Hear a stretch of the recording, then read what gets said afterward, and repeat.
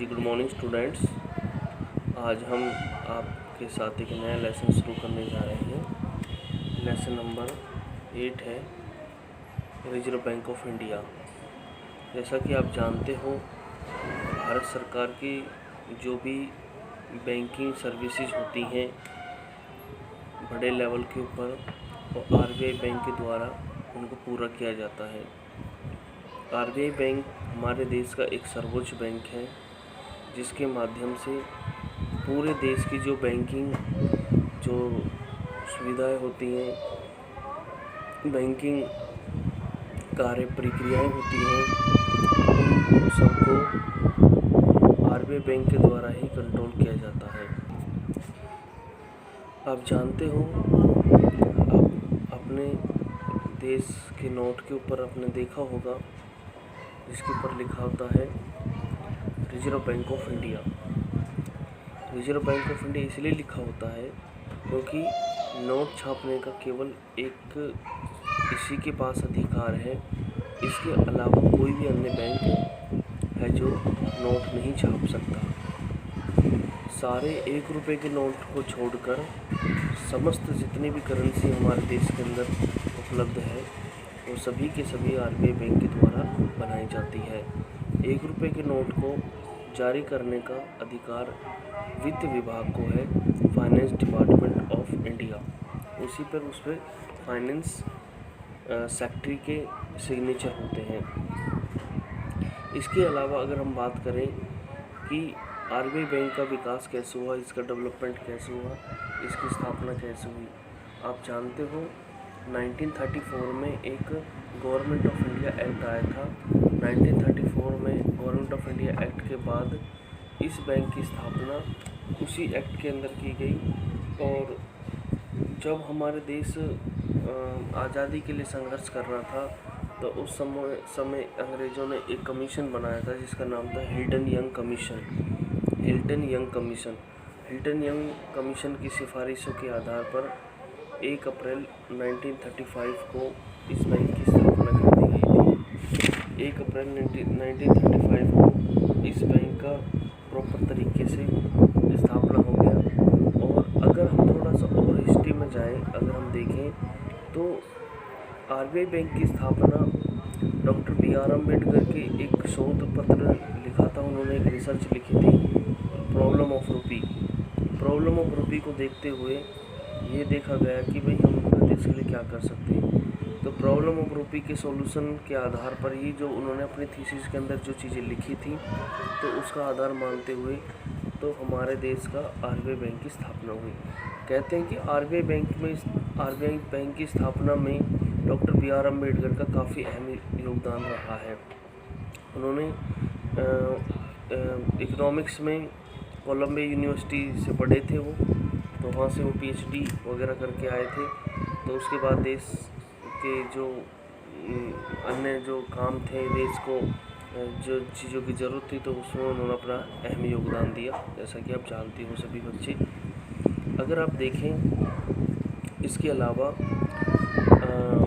जो बैंकिंग जो केंद्रीय बैंकों की अगर हम बात करें कि केंद्रीय बैंकों की शुरुआत वैसे कब हुई, सबसे पहले केंद्रीय बैंकों की शुरुआत है जो सभी देशों के पास अपने अपने केंद्रीय बैंक होते हैं, चाहे वो अमेरिका हो चाहे इंग्लैंड हो। अगर हम अमेरिका की बात करें तो फेडरल रिजर्व सिस्टम है वहाँ पर, और इसी प्रकार अगर इंग्लैंड की बात करें तो वहाँ पर बैंक ऑफ इंग्लैंड है।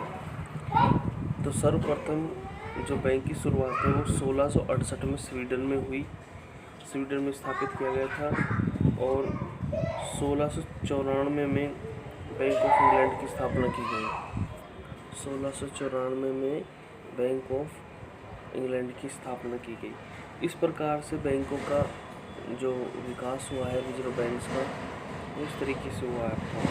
अगर हम इसकी एक डेफिनेशन पढ़ें तो डेफिनेशन ये कहती है कि every central bank has one function, every central bank has one function, it's operate to control economy, supply of money and credit.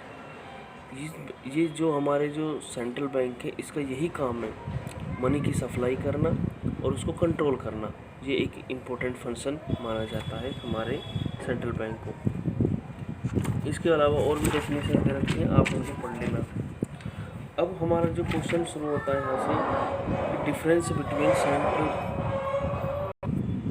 हमारे क्वेश्चन शुरू होता है यहाँ से कि difference between commercial bank and central bank. Central bank बोले या हम उसको रिजर्व बैंक बोले, एक ही बात है। आपने देखा होगा कि हमारे देश के अंदर बहुत टाइप के बैंक्स हैं। कमर्शियल बैंक मैंने आपको शुरुआत में पढ़ाया था। कमर्शियल बैंक से मतलब हमारा ये है कि जो दो काम करें, एक तो प्राइमरी फंक्शन थे इसके, एक सेकेंडरी फंक्शन थे, और इसके अलावा इनके अन्य अदर फंक्शन भी थे जो आपको पता है, जैसे लॉकर की फैसिलिटी देना, बिल का डिस्काउंट्स कराना, लोन देना, होम लोन देना, इस तरीके के इनके अन्य काम भी थे। तो इसी प्रकार जो केंद्रीय बैंक है वो जनता की वेलफेयर के लिए काम करता है, और इसका मुख्य उद्देश्य लाभ कमाना नहीं होता केंद्रीय बैंक का, इसका मुख्य उद्देश्य वेलफेयर करना होता है। इसी प्रकार हमारे देश का जो कमर्शियल बैंक है उसका मेन ऑब्जेक्टिव प्रॉफिट अर्न करना होता है, और जो केंद्रीय बैंक है हमारे देश का वो जनता से लेन देन नहीं करता, जबकि इसके अलावा जो कमर्शियल बैंक होते हैं वो जनता की जमा को स्वीकार करते हैं। ये कमर्शियल बैंक है।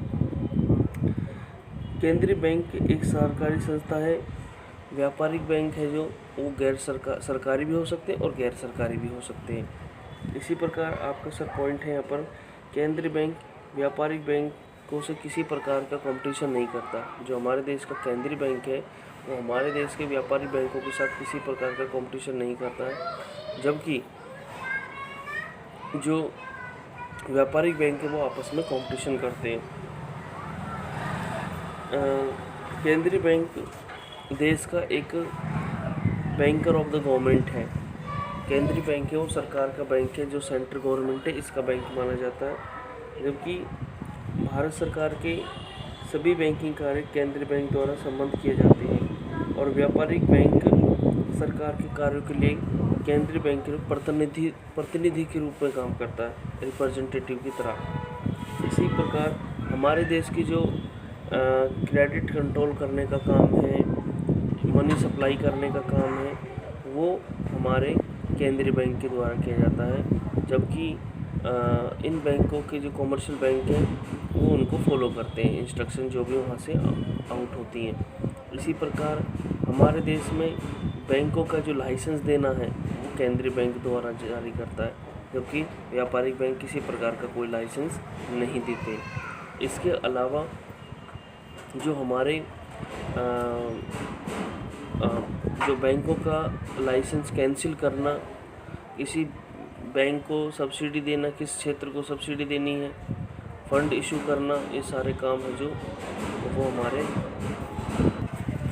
अगर हम इसके मैनेजमेंट की बात करें, मैनेजमेंट के लिए है, इसमें बताया था कि इसकी सिफारिश जो वो हिल्टन यंग कमीशन के आधार पर की गई थी, और इसकी स्थापना है 1 अप्रैल 1935 को किया गया था। जैसे ये जब उस समय जब इसकी स्थापना की गई थी 1 अप्रैल 1935 को, तो उस समय इसको प्राइवेट क्षेत्र के अंदर बनाया गया था, परंतु जब हमारा देश 1947 में इंडिपेंडेंट हो गया तो उस समय भारत सरकार ने इस बैंक का नेशनलाइजेशन कर दिया। 1 जनवरी 1947 को इस बैंक का स्वतंत्रता के पश्चात राष्ट्रीयकरण कर दिया गया, जिससे सरकार इसको अपने नियंत्रण में लेकर और देश के विकास कार्य में इसका एक महत्वपूर्ण प्रयोग कर सके।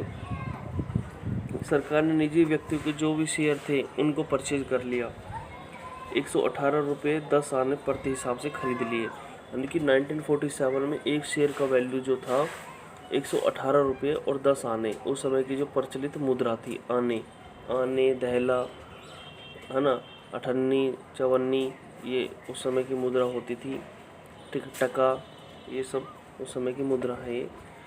तो आपको पता ही है कि जो इसका जो मैनेजमेंट किया जाता है वो सेंट्रल बोर्ड ऑफ डायरेक्टर्स के द्वारा किया जाता है। इसके वर्तमान में जो सदस्य हैं वो 20 मेंबर्स होते हैं, इसके अतिरिक्त एक गवर्नर होता है और 4 उप गवर्नर होते हैं। एक गवर्नर होता है जिस पे नोट के ऊपर सिग्नेचर होते हैं। आज आपको पता है आज का वर्तमान जो गवर्नर है वो कौन है, ये आपको क्वेश्चन में कमेंट में आपको इसका आंसर देना है, ठीक है। वर्तमान में गवर्नर। इसके अलावा लोकल बोर्ड्स द्वारा मनोनीत किए जाते हैं, जो इसके वजह से 4 जगह पर ऑफिसेज हैं, बोर्ड है इनके। मुंबई में है, कलकत्ता में है, चेन्नई में है और न्यू दिल्ली के अंदर है। इसके अलावा कुछ नॉमिनेट पर्सन सरकार के द्वारा भी होते हैं। गवर्नर और उप गवर्नर का जो टाइम पीरियड है वो 5 वर्ष का होता है। गवर्नर और उप गवर्नर का जो टाइम पीरियड है वो 5 ईयर्स का होता है, ठीक है। तो इस बैंक की 4 कार्यालय है, 4 ऑफिस हैं और 14 इसकी ब्रांचेस हैं। अभी तक इतना हमें पता होना चाहिए। Main functions of the reserve bank. Reserve bank के मेन फंक्शंस कौन से हैं? देखिए, वैसे तो रिजर्व बैंक के बहुत सारे फंक्शंस होते हैं, बट सभी फंक्शंस को हमने 3 कैटेगरी में डिवाइड किया है। सबसे पहला फंक्शन आपका सर है traditional functions, development functions, regulatory function. ये 3 फंक्शंस में डिवाइड किया हुआ है। जैसे आप अगर देखें traditional functions of the reserve bank of India, first of all central bank of functions, issue paper currency issue करना। आप देखते हैं 1 रुपये के नोट को छोड़कर समस्त जो कागजी मुद्रा है वो रिजर्व बैंक के द्वारा इशू की जाती है, जिसमें 2 रुपये का नोट, 5 रुपये का नोट, 10 रुपये का नोट, 20 रुपये का, और इसके अलावा 50 रुपये का, 100 रुपये का, 200 रुपये का, 2000 का, 500 का, 1000 का नियम, ठीक है। ये समस्त नोट हमारे एक डिपार्टमेंट बना होता है, इशू डिपार्टमेंट, जो अपने हमारे साथ इशू करता है। आप सोच रहे होंगे कि कोई भी देश अपने देश की गरीबी को दूर करने के लिए जब मशीन नोट छापने की जब हमारे पास है, तो क्यों ना हम नोट छाप के देश की गरीबी को दूर कर दें, या देश के अंदर जो अभी महामारी फैली है इसको हम क्यों ना कंट्रोल कर लें। नोट ही तो छापने हमें। नोट ऐसे नहीं छपते जैसे आप सोच रहे हो। नोट छापने के लिए आपके पास एक मिनिमम रिजर्व सिस्टम के आधार पर नोट छापा जाता है। इसके लिए कम से कम 200 करोड़ का कोष आपके कोष में होना चाहिए। 200 करोड़ के कोष की व्यवस्था करनी पड़ती है, जिसमें 115 करोड़ का सोना होता है हमारे पास और 85 करोड़ रुपए की फॉरेन सिक्योरिटीज़ होती हैं। उनको हमें अपने पास रिजर्व फंड में रखना पड़ता है, तब हम नोटों की छपाई करते हैं। रेगुलेशन ऑफ क्रेडिट, साख के नियम करने का अधिकार बैंकों की ऋण नीति नियंत्रण से होता है। आपको देखा होगा कि जब कोई भी बैंक है अगर वो अपनी लोन की रेट बढ़ा देता है, तो लोन की रेट बढ़ाने पर क्या होता है कि उसका जो लोन है वो कम लोग ले पाते हैं, साख का कॉन्ट्रैक्शन होता है इससे। और जब लोन की रेट घट जाती है तो लोन्स का या क्रेडिट का एक्सपेंशन होता है। वो इसलिए होता है क्योंकि जब सस्ता लोन, जब चीप रेट हो जाती है इंटरेस्ट की, तो लोग उसको आसानी से परचेज करने लग जाते हैं। Banker of loan, bankers of bank कि जो हमारे कॉमर्शियल बैंक हैं जितने भी हमारे, अगर इनको पैसों की ज़रूरत पड़ती है तो ये हमारे सेंट्रल बैंक के पास जाते हैं और वहाँ से पैसा लेते हैं। अगर इनको किसी प्रकार की लोन की ज़रूरत पड़ती है, अगर जनता को लोन की ज़रूरत पड़ती है तो वो कॉमर्शियल बैंक के पास जाते हैं।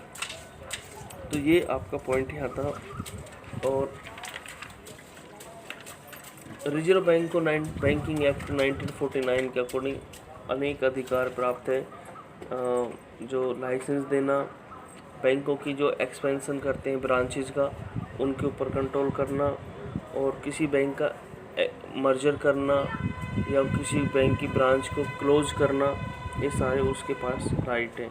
आपको पता है कि हमारे देश के अंदर कॉमर्शियल बैंकों का नेशनलाइजेशन हुआ था। आपको ये भी पता होना चाहिए कि हमारे देश के अंदर 1980 के अंदर भी नेशनलाइजेशन हुआ था।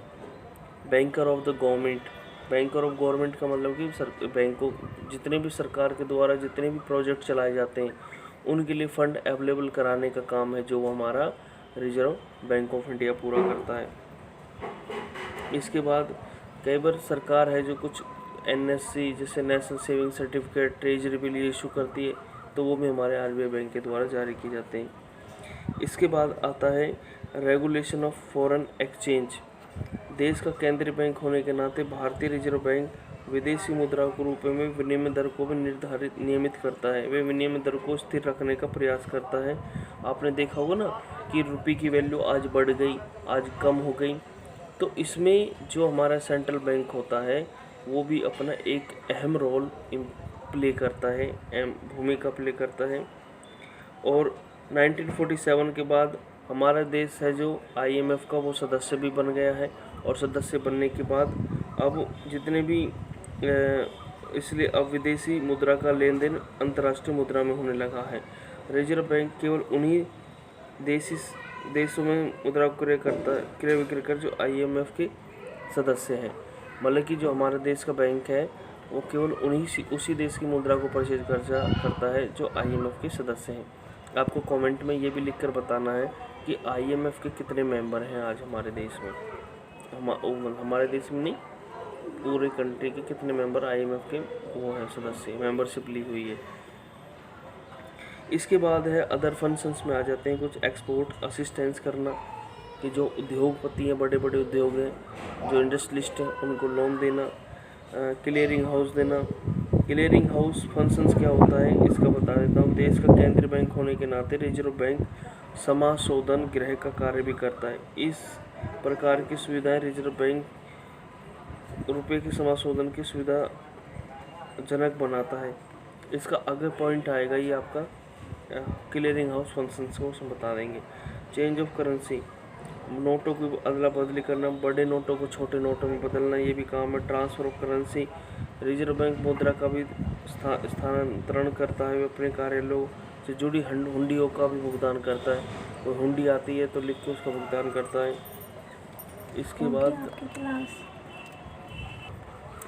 इसके अलावा हमारे देश का जो केंद्रीय बैंक है वो publications of statics and other informations उनको भी कलेक्ट करता है। रिपोर्ट जैसे करेंसी से रिलेटेड इंफॉर्मेशन रिजर्व बैंक साख वित्त कृषि क्षेत्र के औद्योगिक क्षेत्र को दिए गए कर्जे के संबंधित आंकड़े भी इकट्ठे करने का कार्य करता है, और अपने एक एनुअल रिपोर्ट भी रिलीज करता है कि इस तरीके से हमारे देश का ही डेवलपमेंट हुआ है, इसी सेक्टर्स के लिए हमने इतना काम किया। Banking trainings in banking, reserve bank ने योग्य कर्मचारी को तैयार करने के लिए कई ट्रेनिंग संस्थाएं खोली हैं कि जो ट्रेंड हमारे पास ऑफिसर्स या ट्रेंड जो स्टाफ है वो उसकी सप्लाई की जा सके। जैसे bankers training college of agriculture banking, reserve bank staff college, national institute of bank management, zonal training centres, ये समस्त कार्य हैं जो हमारे RBI बैंक के द्वारा किए जाते हैं। आज का जो टॉपिक है हमारा यही है, इसमें हमने जो ट्रेडिंग फंक्शंस के बारे में पढ़ा है, और अंत में आप कुछ क्वेश्चंस का जवाब देंगे। रिजर्व बैंक ऑफ इंडिया के प्रेजेंट गवर्नर कौन है? वो is the governor of the RBI bank of, जो रिजर्व बैंक ऑफ इंडिया है उसका गवर्नर कौन है? सेकंड, आपको क्वेश्चन देना है कि RBI बैंक की स्थापना किस कमीशन के आधार पर की गई? और तीसरा क्वेश्चन ये है कि RBI बैंक का नेशनलाइजेशन किस वर्ष किया गया? तो इन प्रश्नों के उत्तर आपको कमेंट बॉक्स में लिख कर देने हैं, तभी आपकी अटेंडेंस कंसीडर होगी। और शायद मुझे लगता है कि आज की वीडियो थोड़ी क्लियरिटी ना हो, और कोशिश करेंगे कल से थोड़ी ठीक अच्छी वीडियो आने लगेगी आपको। और आई होप आप सभी ठीक होंगे। Thank you.